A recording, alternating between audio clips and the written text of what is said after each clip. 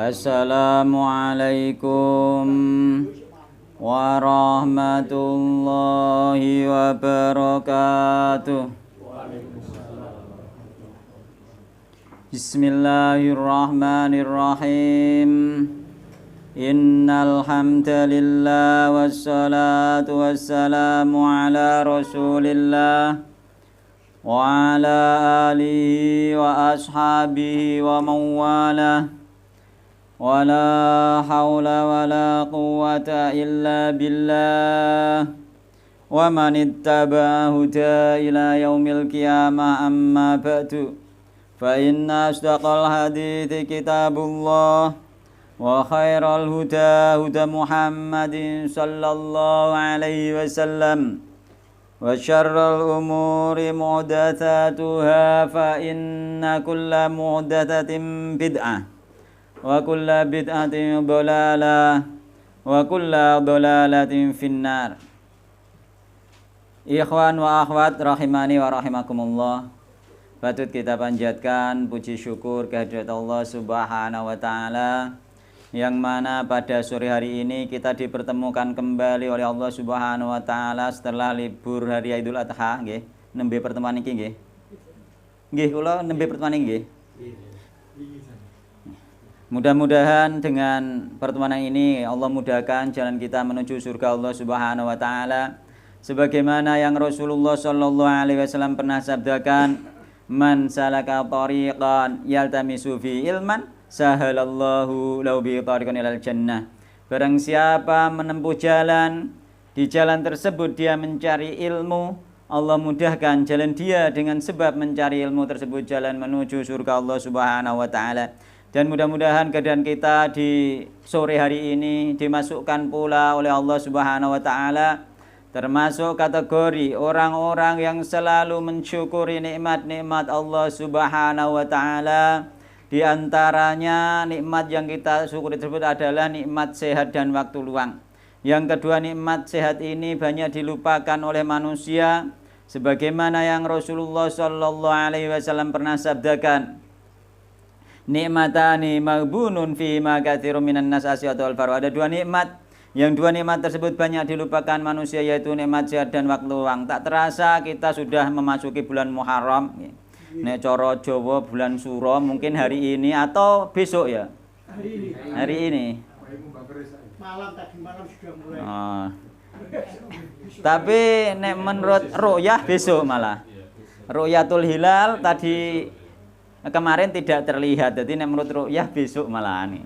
Jadi menurut hisab memang hari ini sudah nih, sudah memasuki bulan Muharram. Oleh karena itu diberi contoh oleh sahabat Nabi Muhammad SAW, yakni berdoa. Jangan lupa berdoa sehingga nanti di satu bulan ini kita bisa istiqomah, kita bisa mendapatkan ridha Allah Subhanahu wa taala, sebagaimana doa yang diajarkan sahabat Nabi Muhammad SAW yang kemarin itu ana share di grup jujukan nggih, yakni doanya Allahumma adkhilhu alaina bil amni wal iman wassalamati wal islam wa jiwari minasyaiton wa ridwani minar rahman. Yakni Allahumma ya Allah adkhilhu alaina bil amni wal iman.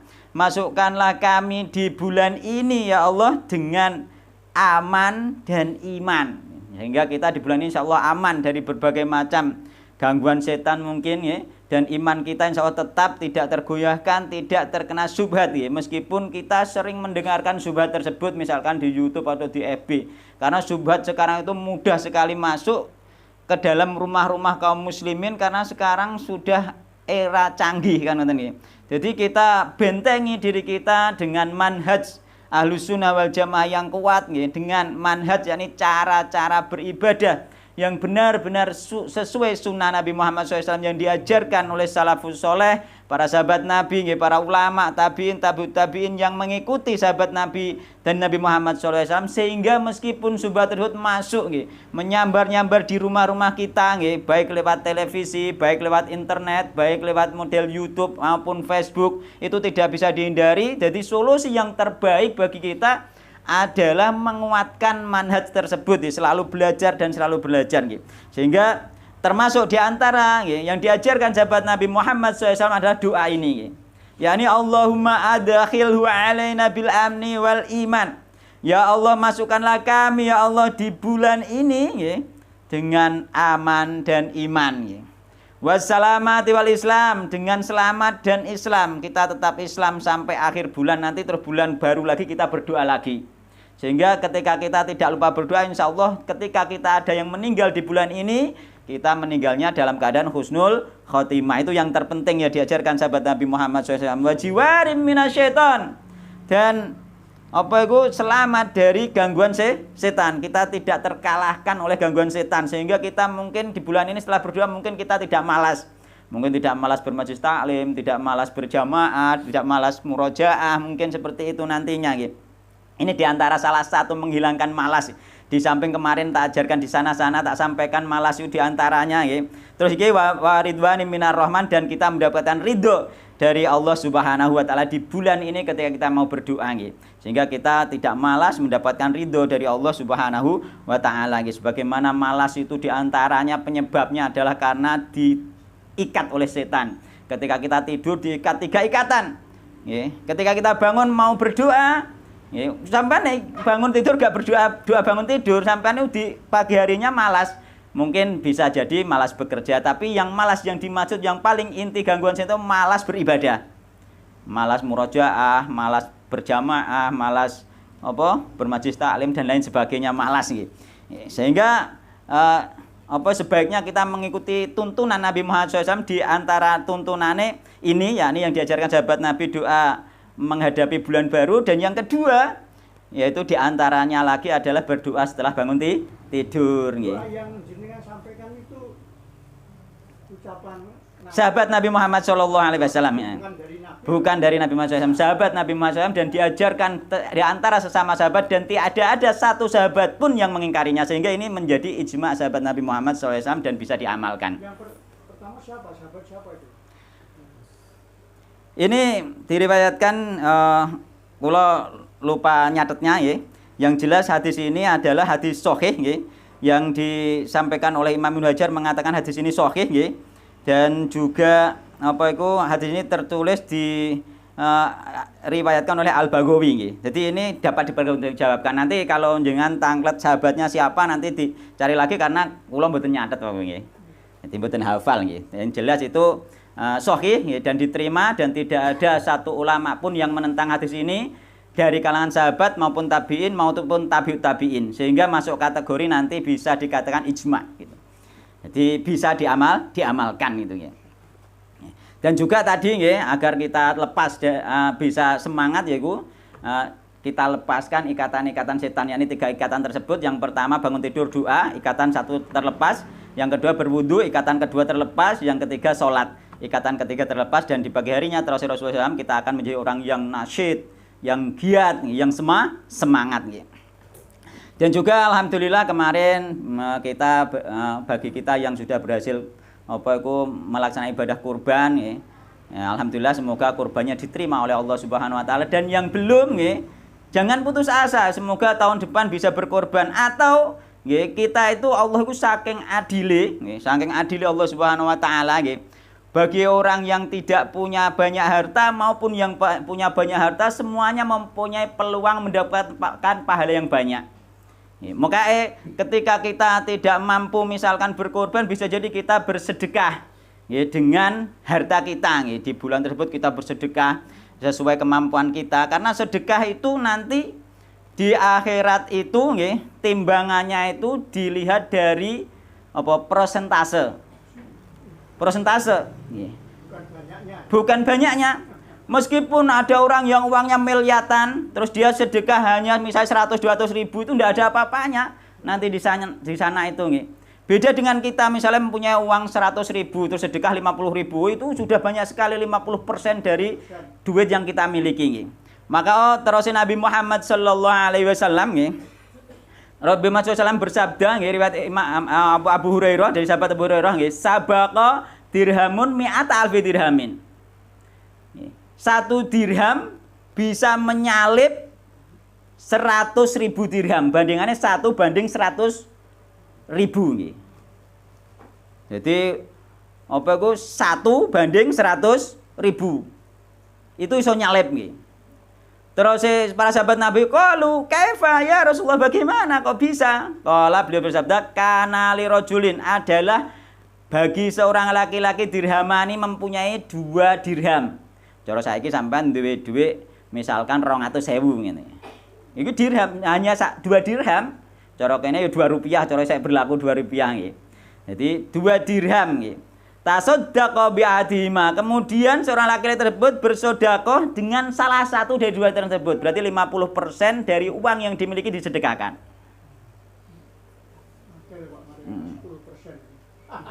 10%, 50%. 50% disedekahkan nggih. Terus kemudian wantala karajulun ila udimalihi, kemudian ada laki-laki yang kemudian pergi nggih menuju harta bendanya yang banyak nggih. Akeh harta bendane. Fa akhadha minhu mi'ata alfi dirhamin. Cara rekeningnya saiki misalnya bisa triliunan, bisa miliar nih. Dia mengambil nggih mi'ata alfi dirhamin nggih. 100.000 dirham. Fatasaddaqa biha. Kemudian dia bersedekah dengan 100.000 dirham. Jadi wong sing sugih duwe akeh nggih, sedekah 100.000 dirham, ambek wong sing mokor 2 dirham, sedekah 1 dirham iku pahalane gede sedekah 1 dirham.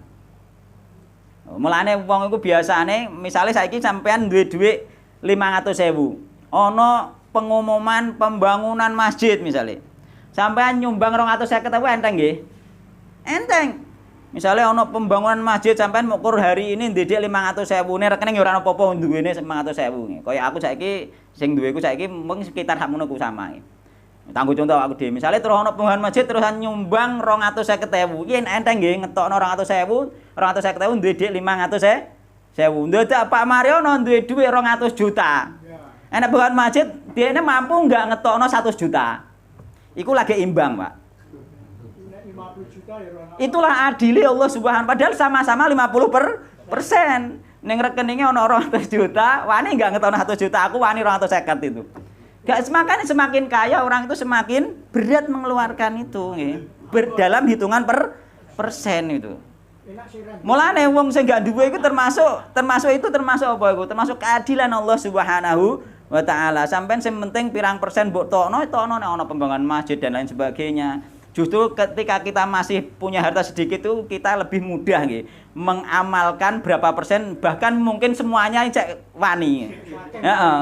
Seluruhnya nggih. Wani mungkin 500.000 wis kena kabeh sesuk mergane wani. Tapi sing 200 juta ora ngarah wani, 200 juta kena kabeh gak ngarah wani. Padahal di hadapan Allah nanti seperti itu. Nggih, hitungane nggih. Hitungannya seperti itu. Lah iki lho termasuk wong-wong miskin seperti kita, yang miskin ya, yang tidak banyak harta, jangan putus asa, jangan berkecil hati. Sampean duwe 50.000, sedekah 20.000 iku wis wakih. Persentasenya besar. 5.000 iku wis wakih, mbok nggo nyangoni bocah 5.000 wis wakih. Dibandingno sing di ratusan juta mokor nyangoni 100 misale. Isek kalah dari sisi pahala di hadapan Allah Subhanahu wa taala. Iki termasuk dienggo arem-arem wong sing gak patek punya harta yang banyak nggih. Sedekah nggih. Ternyata seperti itu nggih. Iso nyalip nggih, iso nyalip nggih. Namun juga nggih, sedekah itu ketika kita ingin bersedekah misalnya seluruh harta itu pun harus izin keluarga yang kita tanggung. Ketika mereka mau baru kita bisa nggih. Ojo sembarangan. Karena apa? Karena di dalam Al-Qur'ani wa yas'alunaka madza yunfiqun qulil afwa nggih. Mereka berkata kepadamu wahai Muhammad apa yang harus diinfakkan itu? Qulil afwa, katakanlah kelebihan dari kebutuhan pokok. Nek sing wis mbok tanggung wis luwehane mbok sedekahno sak karepmu. Nek apa kira-kira mangan kanggo apa iku sedekah kira-kira melewati kebutuhan pokok harus izin terhadap orang yang ditanggung. Sebagaimana Abu Bakar dulu semua hartanya disedekahkan tapi atas izin seluruh keluarganya siap itu. Sama-sama siap. Kalau tidak sampean berdosa, anake sampean jagane misale ning pondok sangune jagane 300 malah mbok potong gak bosang gak sangulah yo apa tak nggo apa iku? Apa tak nggo apa iku jenenge amal jariah ndak bisa. Nek bocah gak gelem moh ya ndak bisa gitu. Tapi ojo sembarangan. Kowe gak usah tak sangon lah cung iki tanggo sedekah lagian duwe entek iki ngono. Ndak bisa. Harus ditutup dulu nggih kebutuhan pokok keluarga. Karena apa? Sedekah yang terbaik itu yang diberikan kepada keluarga. Di riwayat Abu Hurairah juga disebutkan, Rasulullah bersabda, dinarun anfaqtahu fi sabilillah, wa dinarun anfaqtahu fi raqabah, wa dinarun tasaddaqta bi alal masakin, wa dinarun anfaqtahu ala ahlik, a'dhamu ajrun alladzi anfaqtahu ala ahlik. Yakni dinarun anfaqtahu fi sabilillah, harta yang kamu sedekahkan di jalan Allah. Mungkin nek cara gebion di dalam peperangan, atau mungkin saiki tunggu bangun madrasah, bangun masjid dan lain sebagainya bisa. Itu juga sabilillah. Wa dinarun anfaqtahu fi raqabah, dinar yang kamu infakkan untuk budak. Dulu ngingoni budak itu nggih. Wa dinarun tasaddaqta bil masakin, dan dinar yang kamu sedekahkan untuk orang miskin. Wa dinarun anfaqtahu ala ahlik, dan dinar uang yang kau infakkan kepada keluarga, keluarga sing wajib mbok tanggung, a'dhamu ajrun alladzi anfaqtahu ala ahlik. Yang paling besar pahalanya adalah infak yang diberikan kepada keluarga. Ojo ngantek bangun masjid ongko-ongkoan akeh-akeh dientekno kabeh duwite, bojone ra gak diinfaki, maka dia malah berdosa. Karena apa? Bojone anak emang yang terpenting, yang pertama, kemudian baru orang lain. Orang lain ini yang terpenting itu adalah dari kerabat dekat, kerabat jauh, baru orang lain. Jangan sampai kerabat kita ketika kita punya kelebihan harta keteteran. Ngoten nggih. Ini termasuk penyemangat untuk kita, bagi kita yang tidak punya banyak harta. Nek sampean gak iso keluar hartane karena kebutuhan rumah tangga memang tidak terpenuhi, ya tidak masalah, itu sudah jadi sedekah, termasuk yang dimakan istri, yang dimakan anak, semuanya menjadi sedekah bagi kita. Itu penyemangat untuk kita. Yuk lebih utama tadi, a'dhamu ajrun, paling gede ganjarane kanggo keluarga nih. Tapi ojo terus karena keluarga terus pelit, tidak bisa nanti. Ketika ada kelebihan harta. Kemarin kita sebelumnya Ustaz. Oh nggih, monggo. Masih bulan Asyura, bulan Muharram. Nggih. Tolong dijelaskan Ustaz, itu kalau ru'yahnya itu baru besok ya. Nggih. Melihat hilal itu. Berarti hitungannya 1 Muharram baru besok. Iya. Yang saya tanyakan tolong disemangati kami ini puasa Asyura ya. Tolong juga dijelaskan tanggal berapa dan sebagainya. Mumpung ini kan minggu depan sudah enggak surah meneh ini. Disunahkan tanggal 9 10. Nggih. Hanya itu saja nggih. Yang lainnya itu terserah, umum saja gitu nggih. Nggih, mutlak saja yang lainnya. Sampean puasa tanggal 1 sebenarnya juga boleh, asal tidak berniat sebagaimana puasanya orang Jawa itu. Ngerti Pak, puasa orang Jawa. Puasa kanuragan, nggih. Bengi mulean terus puasa kanuragan, bukan itu nggih. Kalau jenengan pengen puasa mutlak saja, misalnya puasa awal bulan di 1 Muharram bisa, nggih. Atau nanti di setelah 10 juga bisa, semuanya itu sebenarnya bisa mutlak saja nggih. Tapi yang khusus hanya 9 10 saja itu saja nggih. Hanya itu nggih. Untuk masalah dalil kula dereng hafal masalah dalile nggih. Maka wallahu taala alam insyaallah dibahas lain kali saja. Yang penting nek jenengan pengen puasa besok sudah bisa. Tapi namanya bukan puasa Asyura, ya puasa mutlak nggih. Atau nanti puasa tanggal 13, 4, 15 juga bisa, yakni puasa putih. Puasa Asyura itu ada 2 hari itu yang misalnya orang puasa yang tanggal 10 Muharram tidak 9 enggak apa-apa. Enggak apa-apa. Itu kan tanggal 9 itu hanya Rasulullah kalau nggih.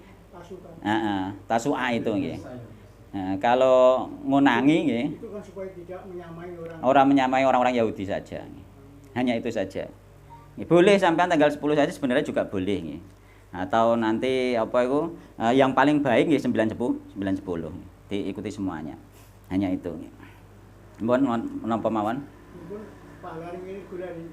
Nggih, masalah pahalane nanti cari mawon nggih. Karena kula mboten siap dalil-dalile daripada nanti ngelantur nggih membahas sesuai keingatan saja nggih karena belum merujuk. Kula biasanya nek ajeng bahas iku kula cari nanti tentang perbedaan pendapat di kalangan sahabat, perbedaan pendapat di kalangan para ulama nanti agar tidak menjadi salah paham gitu. Biasanya kula cari seperti itu dulu nggih.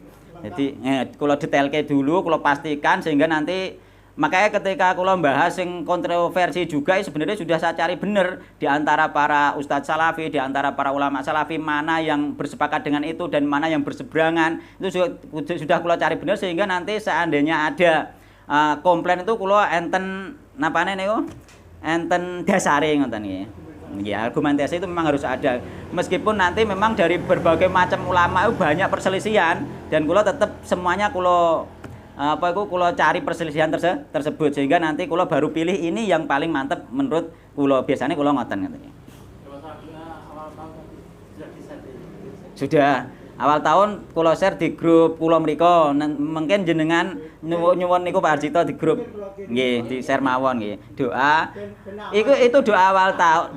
Bisa doa awal tahun, bisa doa awal bulan. Karena para sahabat Nabi Muhammad SAW membacanya setiap awal bulan, bahkan mengajarkannya setiap awal bulan, setiap masuk awal bulan, sahabat Nabi mengajarkannya secara khusus. Nggih, ini apa iku bener-bener diperhatikan nggih.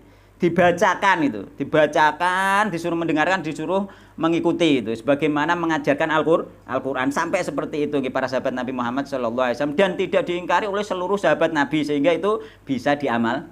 Ternyata doa itu ditujukan pada awal tahun bukan bulan.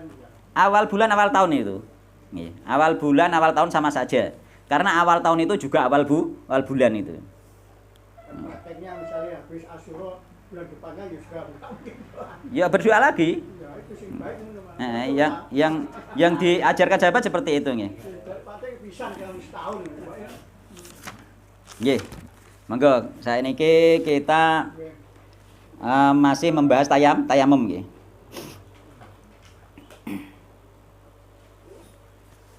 Nek cara wong Jawa tanggal 1 Suro ngenteni wis poso, tapi poso ilmu. Poso ilmu isan. Kan uragan nggih. Nek jenengan poso boleh tapi bukan poso itu nggih, poso lillahi taala, poso mutlak nggih, poso sunnah itu aja.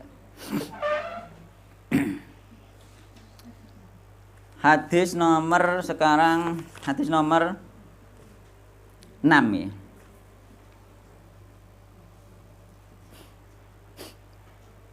Wa an Ibnu Abbas radhiyallahu anhuma fi qouli azza wa jalla wa in kuntum marda aw ala safarin wa an Ibnu Abbasin lan dene Ibnu Abbas radhiyallahu anhuma fi qoulihi azza wa jalla dalam firman Allah Subhanahu wa taala yaiku rupane firman Allah wa in kuntum marda aw ala safarin wa in kuntum lamun ana sapa sira kabeh iku marda loro au ala safarin utawa lunga.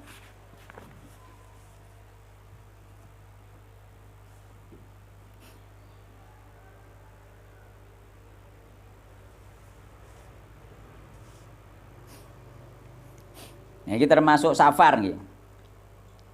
Safar sing sebagian kelompok di antara kita iku lunga nggih, iku mereka bertayamum meskipun dapat air niku nggih. Iku dalile iki nggih. Wa in kuntum mardo ala safarin nggih. Qala matur sinten Ibnu Abbas. Idza kanat ing dalem nalikane ana iku birrajuli klan wong lanang al jarahatu kang catu fi sabilillah ing dalem sabilillah wal kuruhu lan pira-pira catu nggih. Fayujnibu mongko junub sapa rajul. Jadi dia terluka ketika perang, kemudian junub. Lho kok iso junub? Ngipi. Sahabat Nabi sering meriwayatkan bahwa mereka bermimpi terus junub itu. Fa khafu mongko wedi sapa rajul ayyamu tang yen mati sapa rajul ini tasala lamun adu sapa rajul barengan terluka parah nggih. Ape adus wedi mati. Tayammama mongko tayamum sapa rajul maka dia bertayamum rawat Daruqutni mauqufan wa rafa'ul bazar riwayat Imam Daruqutni mauqufan secara mauquf wa rafa'u lan memarfukan sinten Al-Bazzar Imam Al-Bazzar nggih. Jadi perselisihan di antara ahli hadis nggih.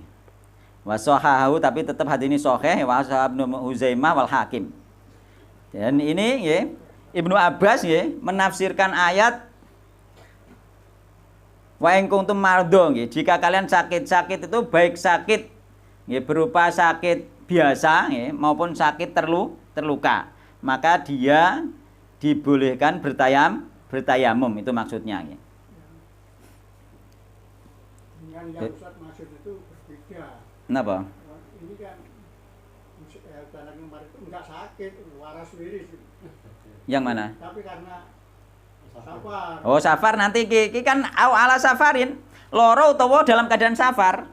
Nah, iya. Maka mereka berdalil loro oleh tayamum, safar juga boleh gitu. Wa in kuntum mardu ala safarin nggih. Au ja'adukum minal ghaiti aw lamastumun nisaa fatayammamu sa'idan thayyiban itu nggih. Kemudian boleh bertayamum itu nggih. Jadi nanti masalah safar tak terangkan nggih. Kenapa mereka berdalil ini karena ayatnya kegandengan loro iki nggih. Jika kalian sakit atau safar maka boleh bertayamum. Nah, tuh. Jadi penisbatan Ibnu Abbas terhadap ayat di atas bahwa orang yang terluka karena senjata merupakan contoh sakit yang diperbolehkan untuk bertayamum. Contohnya diantaranya. Dan juga misalnya orang nih tayamum dia penyakitnya tambah parah juga boleh bertayamum. Ya ini bila dikhawatirkan sakitnya bertambah parah jika kena air. Dan para ulama hadis ini karena dia takut mati. Tapi ini bukan batasan berarti nek sakitnya kira-kira kena banyu kira-kira mati bukan Bukan batasan seperti itu Jadi para ulama mengatakan sing penting sakitnya tersebut ya sing paling berat iki misalnya nek kena banyu mati Tapi para ulama berpendapat tidak harus seperti itu.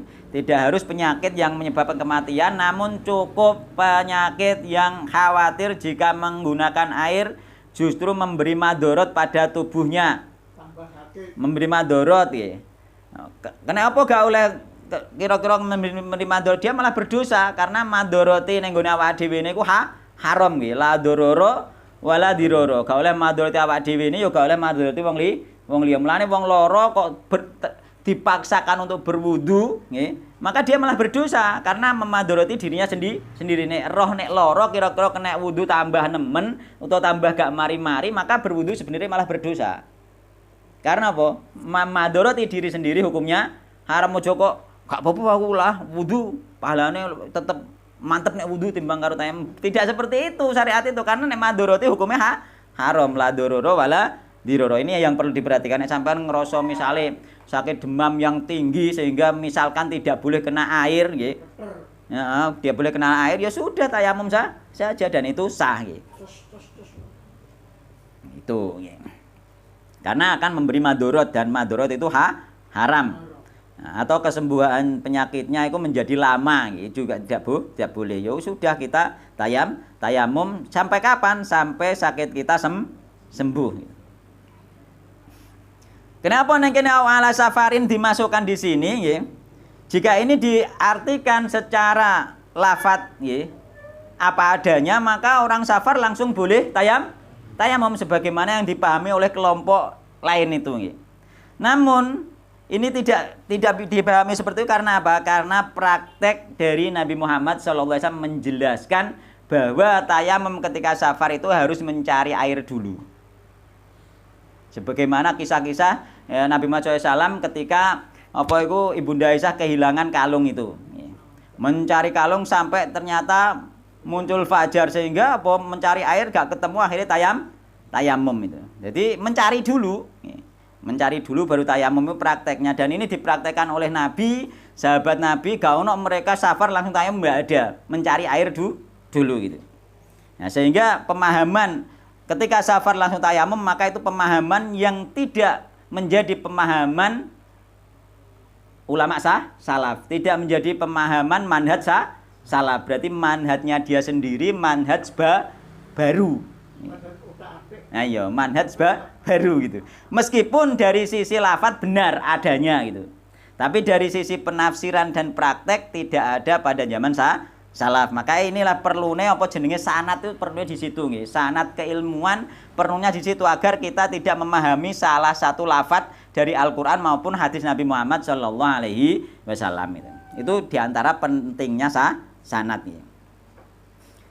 Jadi para ulama menjelaskan juga umumnya bepergian itu memang menyebabkan seseorang boleh bertayamum gitu. Kenapa? Karena hal ini dikarenakan air yang dibawanya ketika bepergian safar hanya sedikit, cukup untuk minum dan membersihkan makanan. Pada zaman dulu nek bepergian ini sangune banyu iku mokor cukup kanggo ngombe, mbekan kanggo bersih-bersih makanan saja, hanya itu saja nggih. Dan mereka safarnya itu di padang pasir. Nek saiki sampean safar masjid mare-mare ono, mampir masjid banyu karek mantur. Yo gak iku maksudnya. Kenapa nggih biyen safar dimasukkan? Karena safar pada umumnya itu enggak ada air dulu itu. Nah, enggak ada air itu. Memang enggak ada air nggih. Beda dengan safar sekarang, mampir nang masjid kono wis komplit, ono jedinge, ono kerane, ono WC-ne komplit itu, enggak akan kehabisan air itu. Maka safar itu tergantung lihat-lihat, nek gak ketemu air mencari air nggih. Jika sudah memang benar-benar ada air dan nyata-nyata ada air ya sudah. Kita berwudu nggih. Jadi umumnya seperti itu nggih. Karena apa? Karena nek kira-kira air itu hanya cukup untuk dia minum dan cukup untuk memberi minum ternak nggih. Dan cukup pula hanya untuk membersihkan makanan misalkan masak nggih. Dia tidak boleh nggih air tersebut dipakai wudu. Tidak boleh. Tidak boleh nggih. Termasuk contohnya apa itu karena memang itu disediakan hanya untuk minum dan kebutuhan yang apa itu sifatnya penting itu tadi nggih. Untuk wudu boleh tayamum itu. Oleh karena itu nggih bepergian safar tidak selalu menjadi faktor diperbolehkannya tayamum, ndak bisa nggih. Ora kok anggur safar mesti tayamum, itu salah paham jenenge nggih. Manhate perlu diperhatikan ya. Ini manhaj kita itu manhaj salaf anut nggih. Anut prakteknya Nabi Muhammad, sahabat Nabi, tabiin, tabiin. Nggih.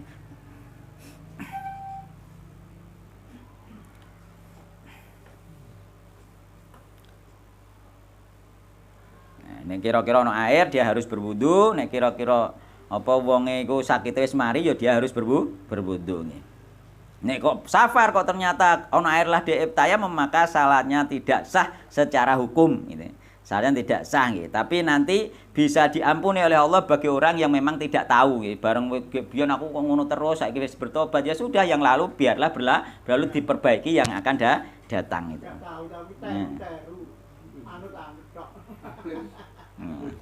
Gitu.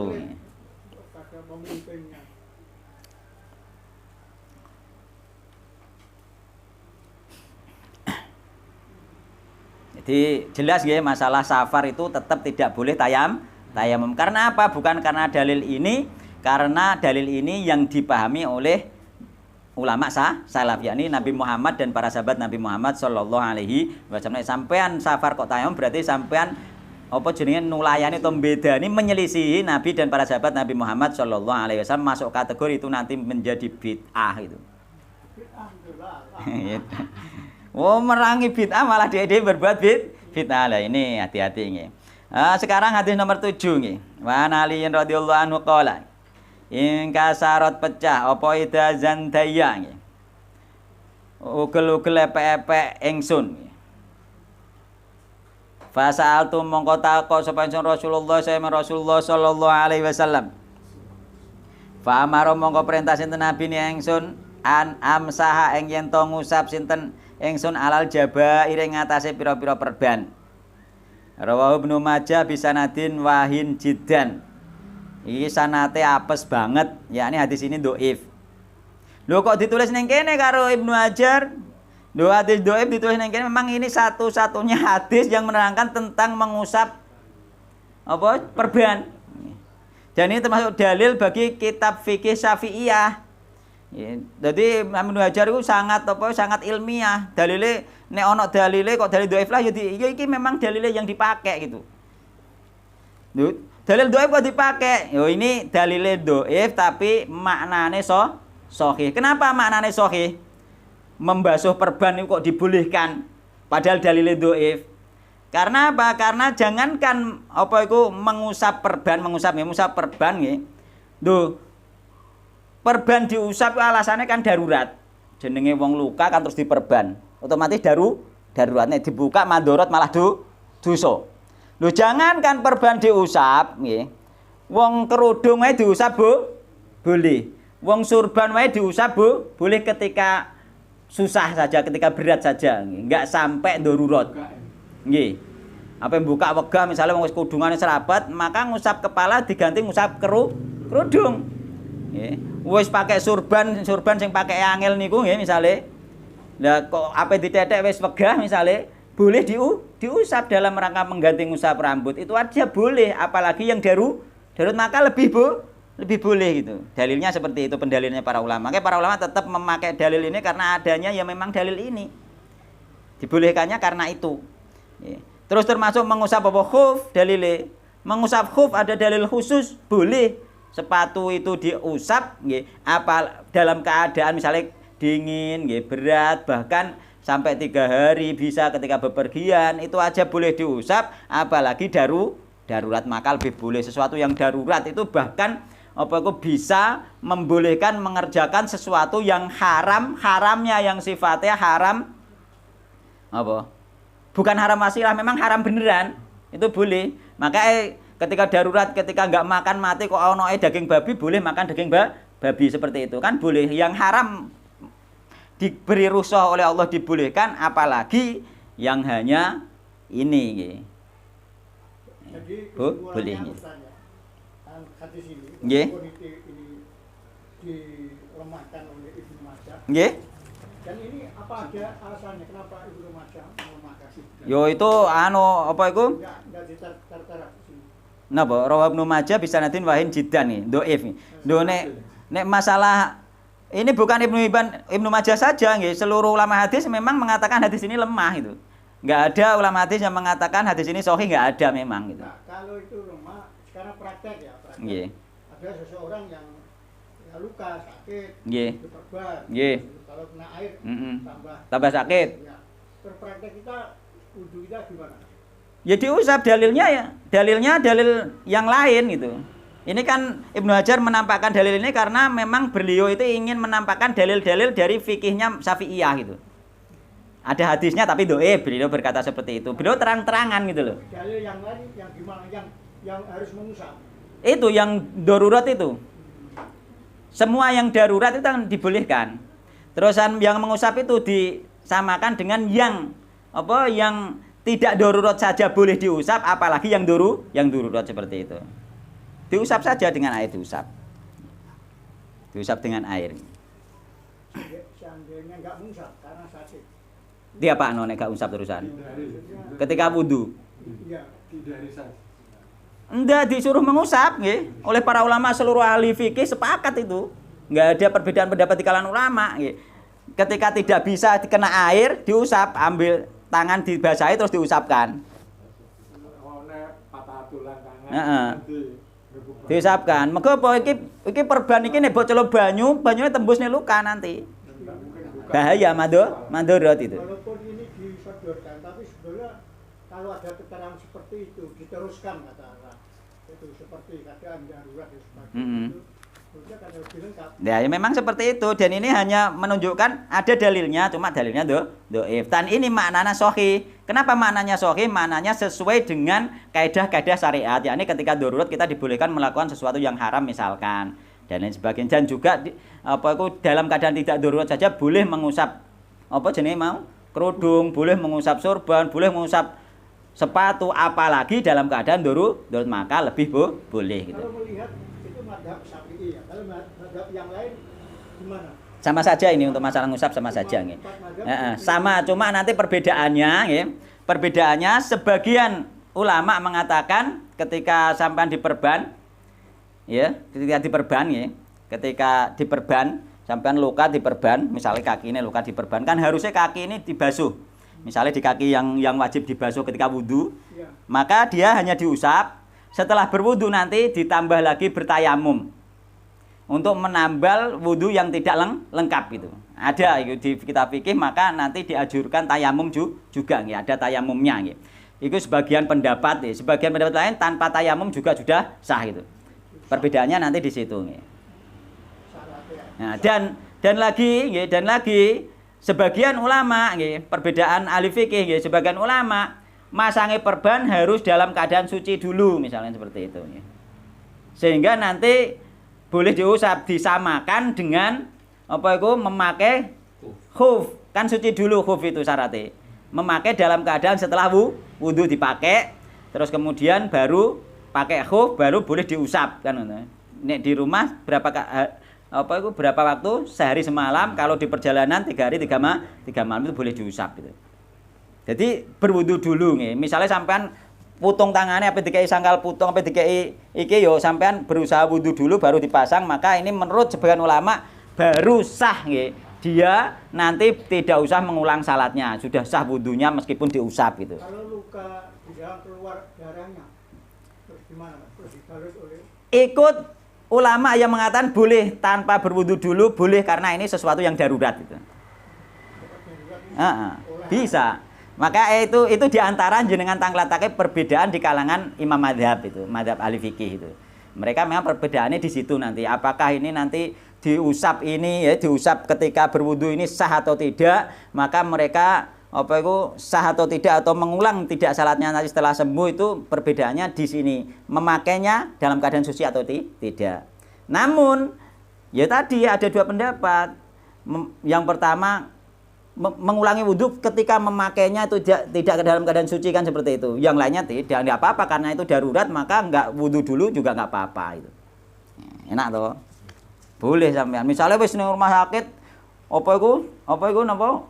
Kecelakaan, luka parah, mor-moro kan langsung digip karo rumah sakit dia mau sampai wudhu dhisik. Nah, itu namanya darurat. Maka para ulama banyak pendapat para ulama boleh, enggak ada masalah itu.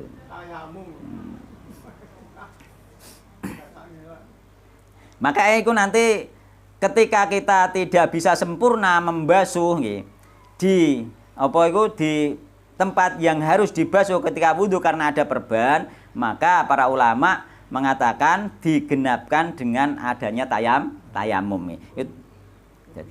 Lebih sempurna dengan tayamum. Jadi setelah mengusap berwudhu, yang lain dibasahi terus kemudian diusap sing ono perbane, maka kemudian baru tayam. Dan perbedaan pendapat lagi tergantung di antara para ulama tergantung yang luka tadi yang diperban apakah anggota wudu, anggota tayamum atau tidak. Jika anggota tayamum, maka sebagian ulama mengatakan sholatnya mengulang, tapi sebagian lagi anak katakan tidak mengulang. Kula memilih yang tidak mengulang meskipun di tempat tayamum maupun tidak di tempat tayamum.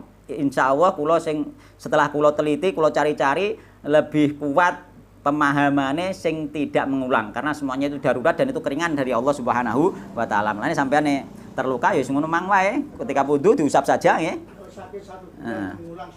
Nah, maka itu setelah kula teliti, kula memilih dari pendapat ahli fikih yang tidak mengulang meskipun perbannya di anggota tayamum maupun tidak di anggota tayamum. Anggota tayamum tangan misalnya ini. Tangan kan enek perban kan di tayamum kan gak anu pisan kan, gak sempurna juga akhirnya kan seperti itu.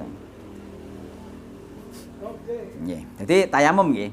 Nah, ada tayamumnya itu nek sampean di perban itu nggih. Jadi tayamumnya piye? Tayamum ya sebagaimana kemarin. Apa? Muka ya, bisa 2 tepukan, bisa 1 tepukan nggih. Yang paling kuat hadisnya 1 tepukan untuk muka dan tangan sampai sini yang paling sahih hadisnya. Terus pendapat kedua 2 tepukan, 1 tepukan untuk wajah, 1 tepukan untuk tangan sampai siku gitu. Ya, itu saja cukup.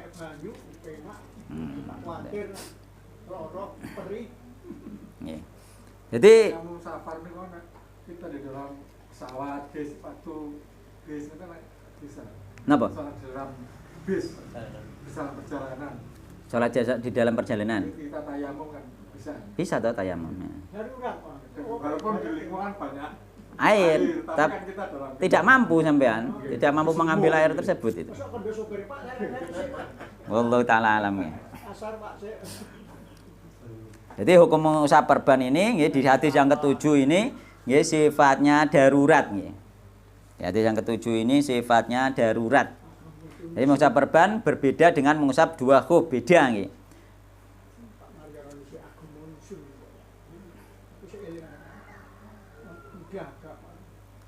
Di antara perbedaannya nggih, perbedaan mengusap perban dan mengusap khuf, kerudung atau napa iku? Surban ya. Ada perbedaan ya. Jadi mengusap perban untuk menghilangkan hadas besar dan hadas kecil. Gitu. Hadas besar pun boleh kita mengusap perban. Tapi nek mengusap khuf, mengusap surban itu hanya untuk hadas kecil. Nah, bedanya di situ nggih. Gitu. Terus besar maksudnya tayamum. Tayamum kan bukan mengusap gitu. Iya. Terus bukan maksudnya khuf itu loh nggih. Khuf itu kan juga mengusap, itu bedanya nggih. Tuh mengusap perban berlaku sampai luka sembuh. Tapi ini mengusap khuf sampai 3 hari atau 1 hari 1 malam nggih. Khuf surban hanya itu, bedanya di situ nggih. Mengusap perban harus mengenai seluruhnya. Nggih, diusap kabeh kudu usapi tenanan. Diusap tok kan gak bukan dibasuh, ngene dibasuh kok akhirnya merembes ning gone lukae nggih.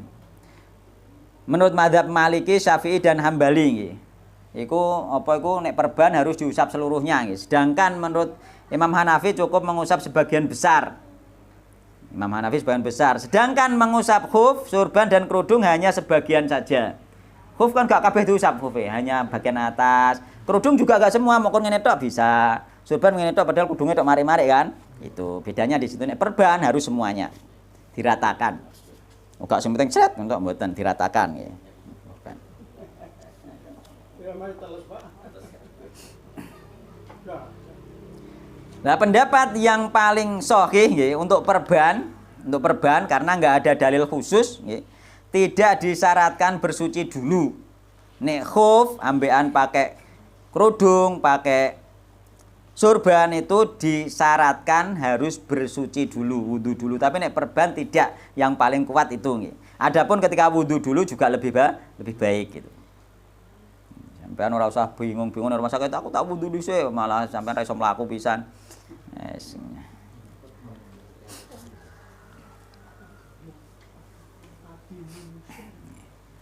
Seperti itu nggih. Keadaan daruratnya. Sekarang hadis ke-8 nggih. Wa an Jabirin radhiyallahu anhu, diriwayatkan saking Jabir radhiyallahu anhu. Firrajuli dan mulanang aladi kang suja, kang catu, suja catu sirahe rajul. Suja iki catu di wilayah kepala, baik di muka, di sini iku nek cara bahasa Arab suja. Ya luka di kepala intine ngoten nggih. Famata mongko mati sinten rajul. Falta salam mongko mandi sapa rajul, famata mongko mati sapa rajul. Ti ana apa iku ana seorang laki-laki yang luka di kepala. Ini ceritane laki-laki ini apa? Dia ini ketiban batu nggih. Jadi Jabir berkata, kisahnya ngeten nggih.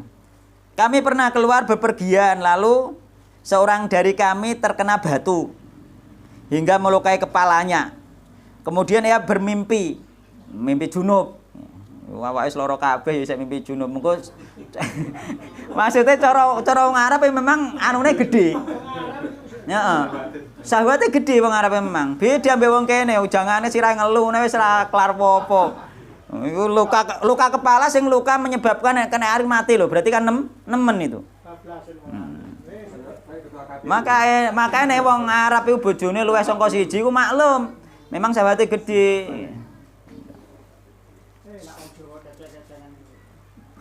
Jadi kemudian bermimpi junub tenan. Ia pun bertanya kepada para sahabatnya, takok terus Jabir wong iki terus takok iki. Apakah aku mendapat keringanan untuk bertayamum? Mulai enggak aku tayamum, mergo urung ana tafsire tentang apa iku mardo mau loro mau nggih. Jadi wa ing kuntum mardo tafsir loro sing piye? Para sahabat urung jelas. Dhewe lorone kena watu ternyata iki. Sahabat lainnya menjawab, oh gak oleh nggih. Kami tidak mendapati pada dirimu hal yang meringankan. Sedangkan kamu masih bisa menggunakan air iso, gak apa-apa. Kemudian ia mandi dan meninggal dunia nggih. Terus kemudian terus Jabir, ketika kami nggih mendatangi Rasulullah sallallahu alaihi wasallam dan menceritakan kejadian tersebut, terus diceritakan Nabi, beliau bersabda, mereka telah membunuhnya. Semoga Allah membunuh mereka. Gak oleh dosa. Fatwa ngawur. Gimana kan? Lah nek gak ro ya wallahu alam wae aja ngawur ben dhek istihad dhewe. Kan kesalahannya di situ. Ojo kowe mono gak oleh keringanan, jabat-jabate ngono. Mulane sampeyan nek gak roh hukume iku ya Allah alam ae.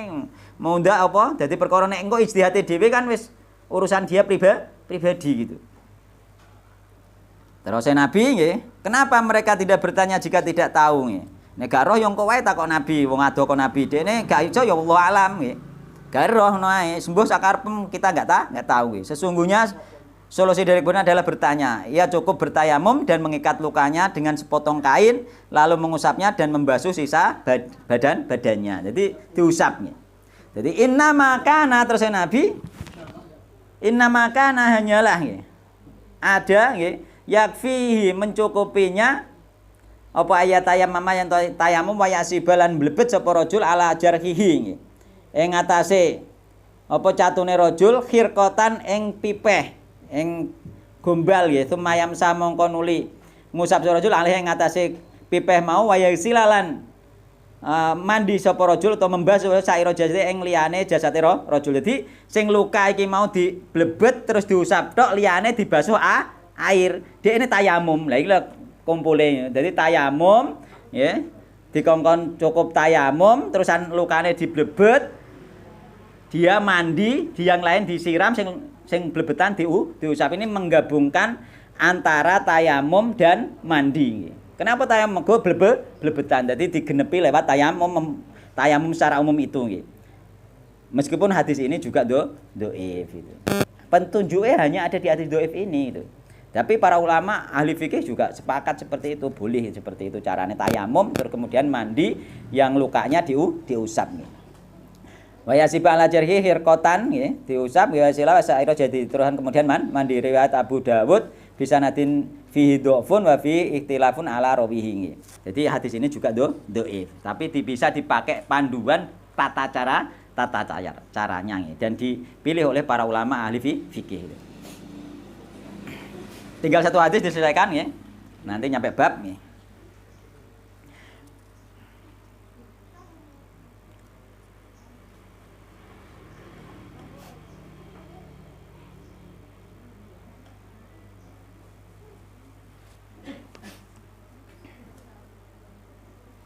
Nah, ini ada sedikit keterangan di para ulama ahli fikih ya. Jadi para ulama mengatakan sesungguhnya terdapat 3 hal ya, di dalam hadis ini ya. Dalam masalah perban ya, atas anggota badan yaitu pertama membasuh. Jadi tetap dibasuh yakni tetap mandi atau tetap wudu ya. Terus kan mengusap. Sing ana perbane diusap terus kemudian bertayamum, kemudian tayamum ya. Jadi terus para ulama membasuh untuk anggota badan yang nampak, sing aman dari luka dibasuh. Mengusap untuk perban yang melekat di atas luka dan bertayamum untuk anggota badan iki alasane nggih tayamum. Dan bertayamum untuk anggota badan yang tidak terluka dan tertutup perban. Iki alasane para ulama. Kenapa kok dicampur mbek tayamum nggih? Alasane karena nggih tayamum ini nggih untuk anggota badan yang tidak terluka dan tertutup perban nggih. Melampaui ukuran ikatannya dan dikhawatirkan akan parah jika melepasnya. Jadi di perban otomatis kan ono kulit sing sek waras, sing harusnya kena banyu kena itu loh. Maka ini tayamum ini untuk menyempurnakan yang ini. Ini diantara alasan yang diambil oleh para ulama itu. Nah, kemudian hadis ke-9 nih. Wa Ibnu Abbas radhiyallahu anhu maqala. Ibnu Abbas radhiyallahu anhu maqala ngendika sini Ibnu Abbas minas sunnati termasuk yang sunnah. Allah yusolliya utawi yen to ora kena salat sapa rajul wong lanang bitayamum kelan tayamum illa salatan kejaba salat wahidatan kang siji. Tsumma tayammamu mongko tayamum rajul li salati kanggo salat lil ukhra maling salat liyane rawahu Daraqutni bi isnadin dhaifin jiddan. Hadis ini dhaif.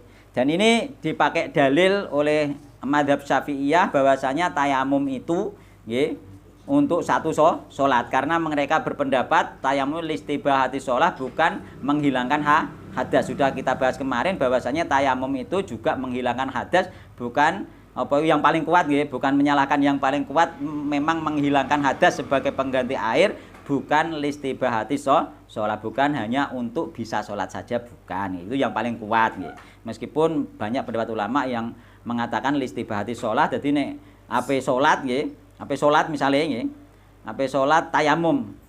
Bar kuwi salate misale duhur tayamum, engko asar urung batal lah dikon tayamum maneh. Iki maksudnya diulang, tapi hadis ini dhaif sehingga seandainya tidak dipakai juga apa-apa, seandainya jenengan pakai juga boleh karena itu sama dengan apa memperbarui bersuci. Ya boleh aja sampean misalnya setiap arep salat tayamum boleh saja. Itu sebagaimana kita setiap mau salat wudu, yakni apa memperbarui bersuci. Dalilnya seperti itu. Allah taala alam ya.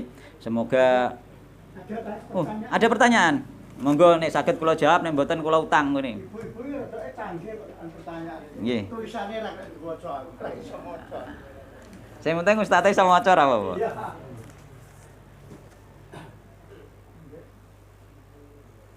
Bismillah. Bukan maksud saya tak wacane saya melan-alan.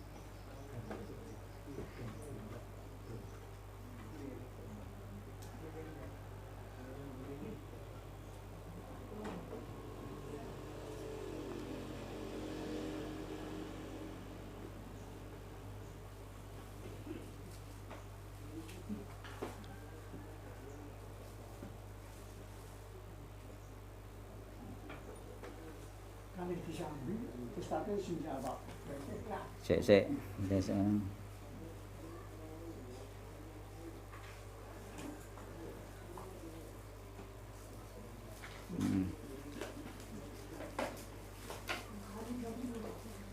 Pertanyaan pertama ya. Bukan maksud saya melecehkan orang bercadar. Ada seorang laki-laki berencana menikahi seorang wanita bercadar. Qadarullah calon istrinya tadi mempunyai penyakit, sehingga laki-laki tadi tidak mau menerima dan membuka cadarnya waktu sudah sah. Dan pihak wanita tidak berterus terang tentang penyakitnya. Apakah boleh laki-laki tadi mengembalikan atau membatalkan pernikahannya? Boleh, karena dia ditipu.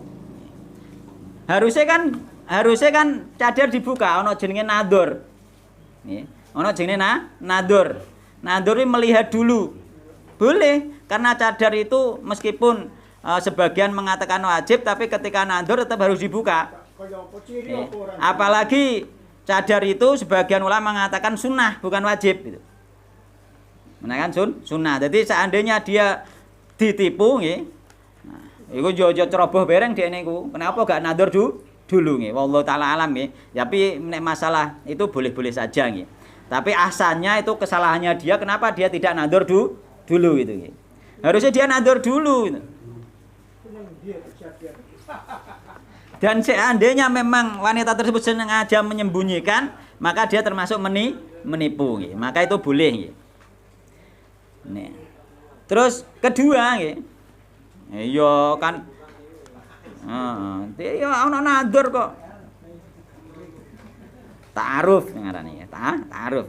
Yang kedua, bila seorang hendak safar dan dia naik kendaraan umum, apakah sholatnya bisa dijamak di rumah sebelum berangkat atau sebaliknya, sholat di bus atau di kereta? Boleh dijamak dari rumah, boleh dijamak sampai tujuan. Ning kereta ra usah sholat ra apa-apa. Nggih, ning kendaraan ra usah sholat ra apa-apa nggih.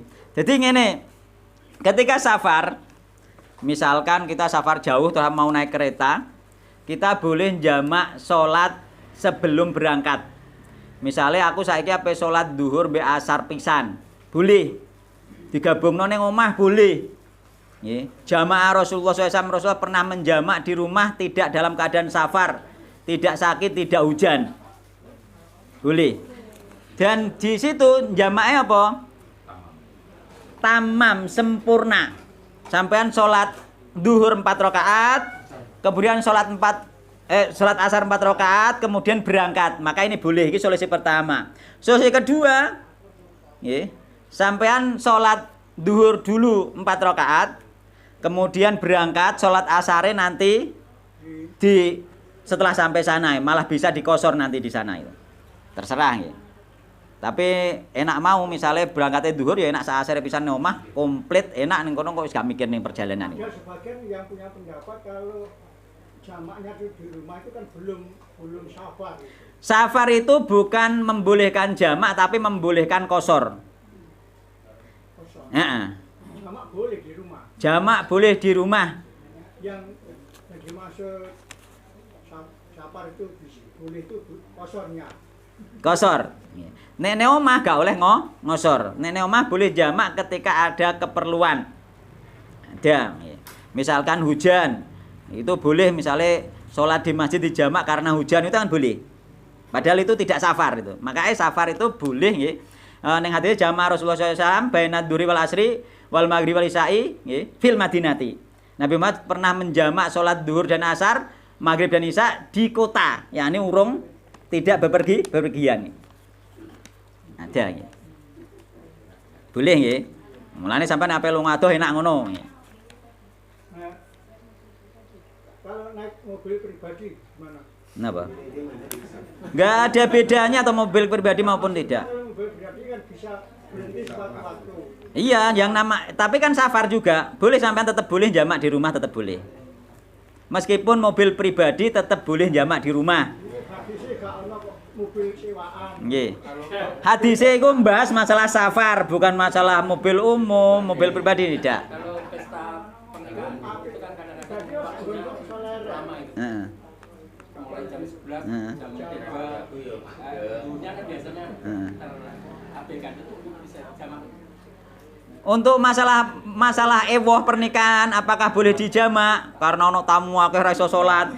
Tidak bisa.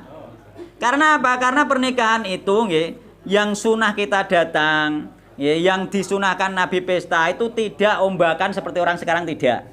Ya sudah sekedar kita mengumpulkan keluarga, mengumpulkan tetangga makan-makan selesai. Untuk masa pesta yang sedemikian rupa sehingga melewatkan waktu sholat maka itu tidak disyariatkan. Maka tidak boleh menjamak karena itu. Tidak menggunakan dalil niku. Tidak ribet. Apa saja boleh. Masalah itu pernikahan yang sekarang kalau ditinjau dari sisi syariat itu sesuatu yang justru tidak sesuai syariat. Gitu, masalahnya di situ. Sesuatu yang tidak sesuai syariat tidak ada keringanan di dalamnya. Masalah di situ. Ngerti maksud kula nggih? Nggih, ngerti Pak nggih? Ngerti maksud kula? Maksudnya sesuatu yang tidak sesuai syariat maka tidak ada keringanan di sana itu.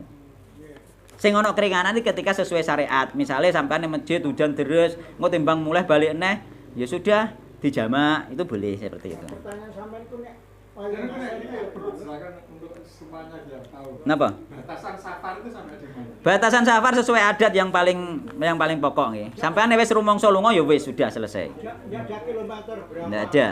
Iku ijtihad saja para ulama, ijtihadnya secara umum jumhur ulama berijtihad 80 km. Itu jumhur ulama. Sampean mengikuti itu juga sudah baik. Seandainya sampean mengikuti, wah aku wis lunga ya sudah bisa itu. Saya kan Jojo kan safar. Lunga ta mboten cara sampean? Nggih mboten ngertos kula. Urpe. Adate wong arane Kalau kendaraan macet itu, padahal waktunya hanya sedikit. Maksudnya piye? Kalau di kendaraan macet tuh lama sekali. Heeh. Waktunya hanya sedikit. Itu kan jaraknya kan nggak safar itu boleh dijamak nggak?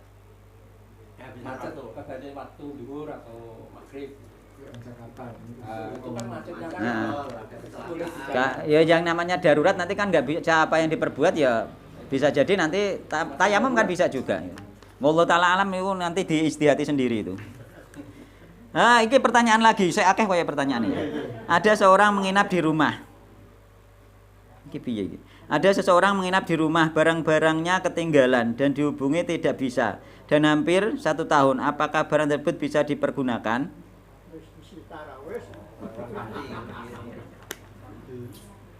Barang-barang apa terusan? Kalau barang tersebut tidak berharga, barang sepele maka bisa. Nah, seperti misalnya kacamata atau mungkin pulpen atau mungkin apa itu siwak atau mungkin duit 2.000 atau duit 10.000, maka itu bisa.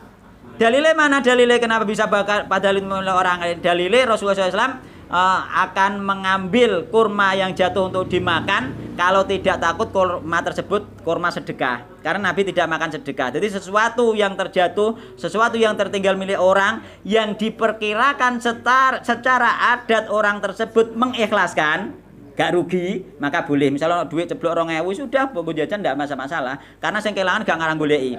Contohnya ngeten, Sampean misalnya perjalanan tok jujukan, duwike melebat 10.000. Sampeyan tok jujukan, wis ilang ya wis sampean ngoten. Ora-ora mbuwalik goleki kan enggak. Maka hal yang seperti ini boleh dipakai oleh orang lain. Dalilnya hadisnya Nabi Muhammad SAW hendak mengambil kurma yang jatuh.